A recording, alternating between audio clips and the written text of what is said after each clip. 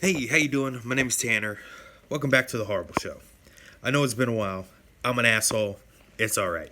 I made a Criterion collection video a little while ago, but it's kind of a long one. Keek says hi. Good lord, it's kind of a long one.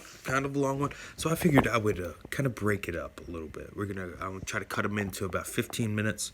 The original one's about 45. I'm still gonna leave it on my channel, but in the spirit of starting anew. Yeah, because I'm going to try to put out some new videos, y'all.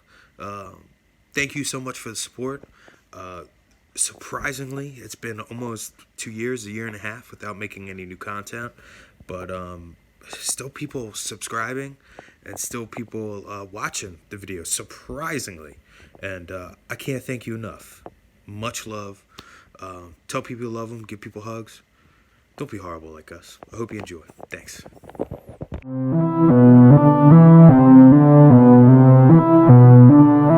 How you guys doing? We're getting there. Last 11 coming up right now. Keeks, can you edit in some B-roll? Keep these people on their toes.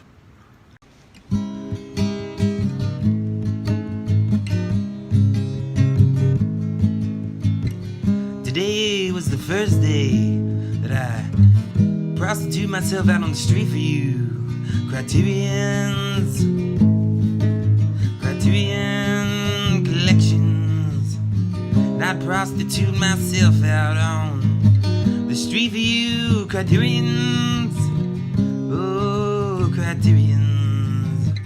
Oh, Criterions.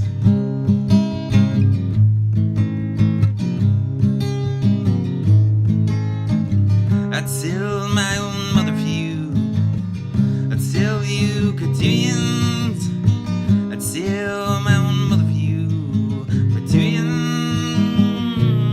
collections. I don't know what that was, but it was probably pretty cool.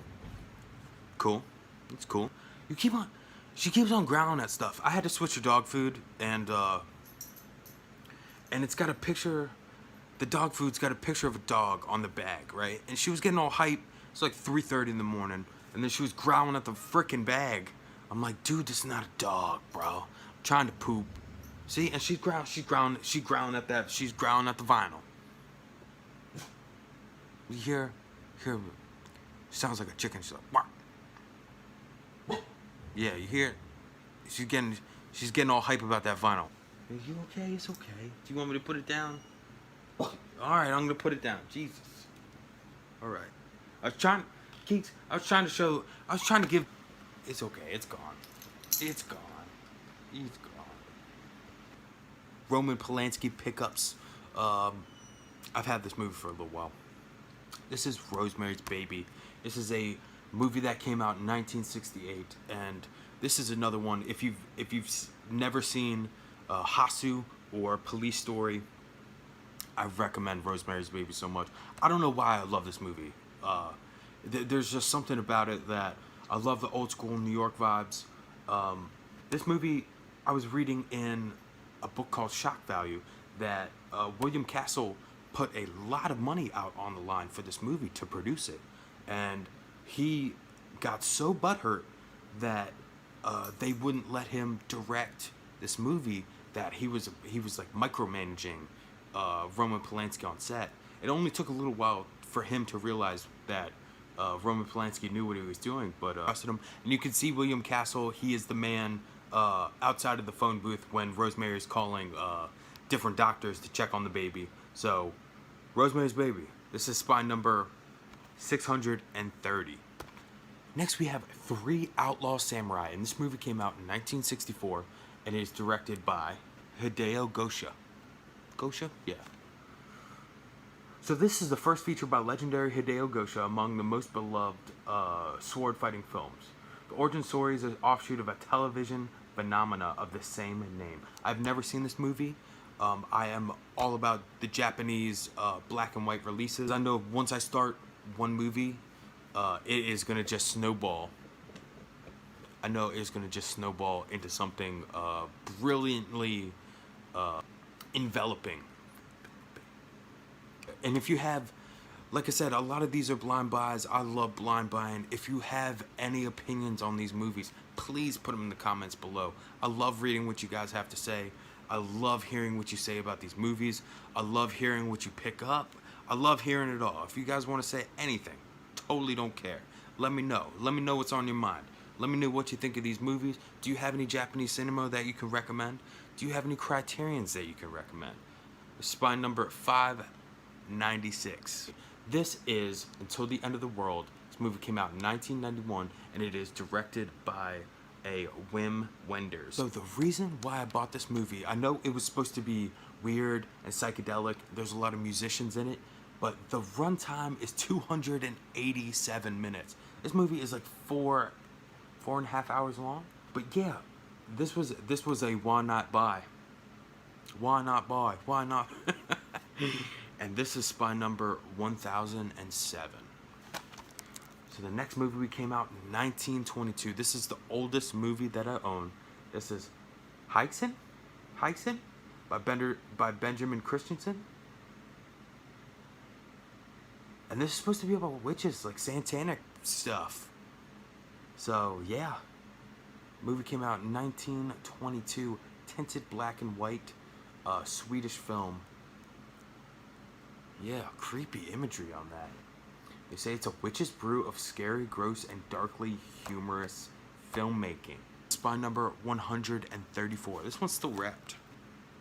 Next, we have a movie called The Lure. Look at that. Freaking mermaid or serpent. Is that a serpent? Maybe, probably a mermaid.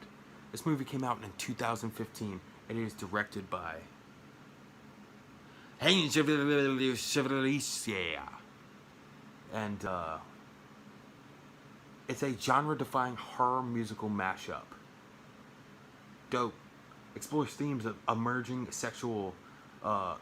female sexuality, exploitation, and the compromises of adulthood with a savage energy and originality. Anything, like I said, anything in the horror vein, I'm going to pick it up. So if you've seen any other movie by enjoy it, man. Like, really enjoy it. Spine number 896. Funny Games. Okay, this movie came out in 1997, and it is directed by Michael Henke. Henke? Let me say that. And this movie is known for being brutal, comedically dark, black comedy, and I don't want to spoil anything, but there's a major point in this movie where it breaks.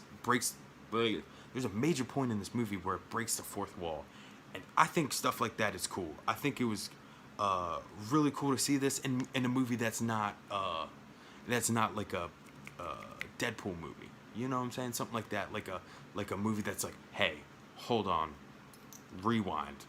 All right, we have Michelangelo Antonioni's Blow Up. All right, so the reason why I bought this movie came out in 1966, is because of David Hemming. And David Hemming is in a movie called Deep Red. And this has a very voyeuristic point of view to this movie as well. And a lot of the old school giallo directors are saying that Antonioni's films have much more of a blueprint in giallo than he gets credit for.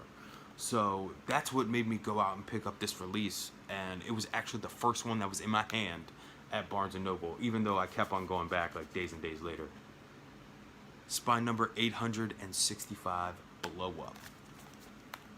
We have David Cronenberg's Scanners.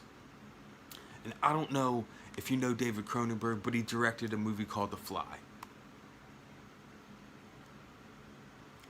Did you do it again? No, I'm not.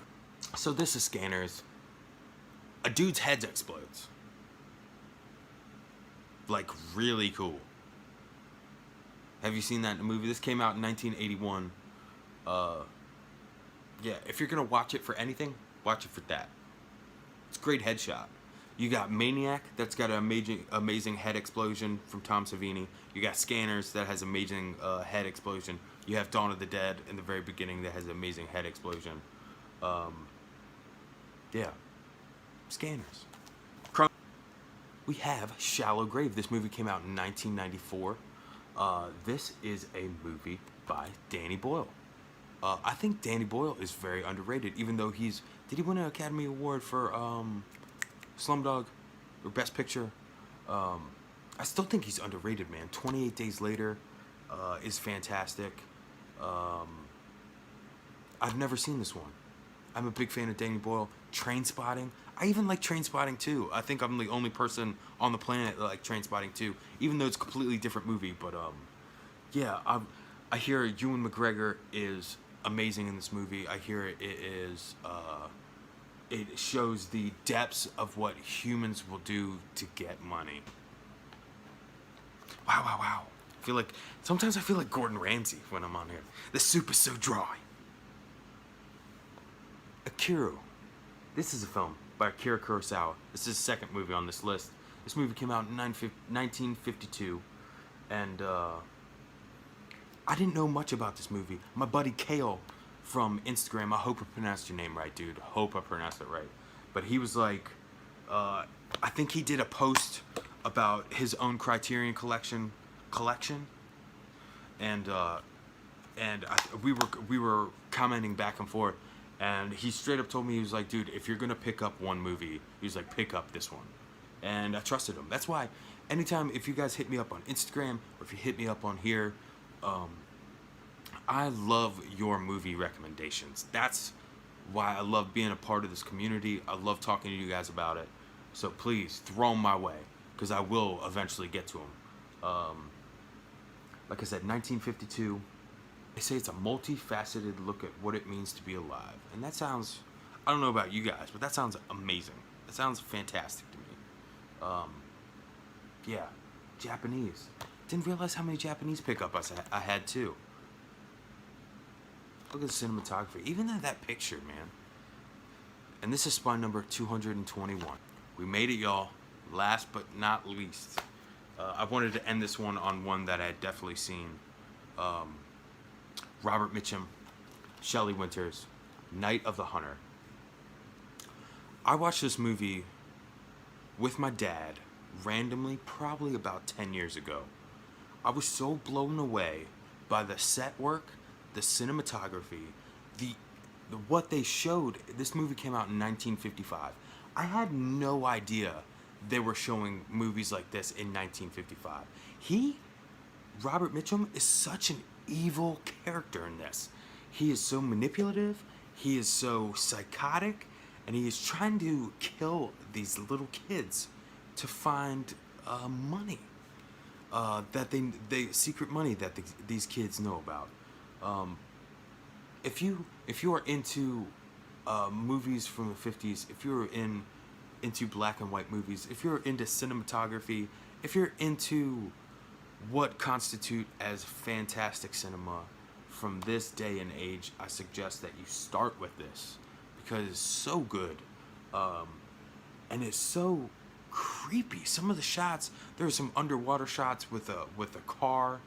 I don't want to spoil too much, but there's some underwater shots that are absolutely horrifying. You see Robert Mitchum slowly become more unhinged, and then become more of this monstrosity. He literally does the Frankenstein thing without him even knowing it in a shot, where he's running up the stairs. Which, if you've seen any shot, that's a pretty popular one of this film, and it gets you. There are some shots where they have him kind of cloaked in shadow, and you don't even know he's there. It's a creepy. Like, I'm sure this thing blew people way back in '55, man. It's a creepy one, man. Yeah. Yeah. Night of the Hunter, Robert Mitchum, Shelley Winters. Thoroughly recommend. And that's it, you guys. We made it. We made it through 33 Criterion Blu-rays and DVDs. How are you guys doing? You still with me? Crazy, right? I could probably make a movie out of this. Thank you for being here. Thank you for watching. And until next time, I've been Trez. Keeks is over here sleeping. That's Keeks. Thank you. you.